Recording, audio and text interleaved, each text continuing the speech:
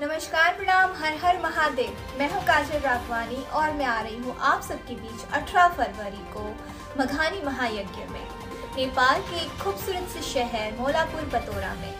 और नेपाल की प्रसिद्ध और सफल महिला मेयर रीना कुमारी शाह जी के विशेष पहल में हो रही इस महाशिवरात्रि का हिस्सा बने और सांस्कृतिक कार्यक्रम का आनंद ले।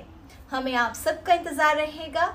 और इस कार्यक्रम के आयोजक हैं नगर पालिका मौलापुर और एस राज प्रोडक्शन।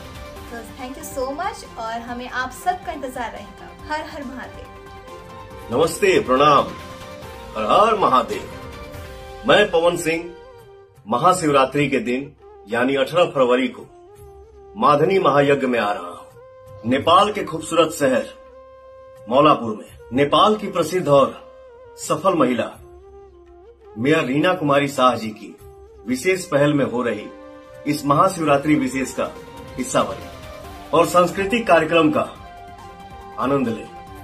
तो आइए मिलते हैं महाशिवरात्रि के दिन मौलापुर पतोरा में। आयोजक मौलापुर नगर पालिका और इसराज प्रोडक्शंस।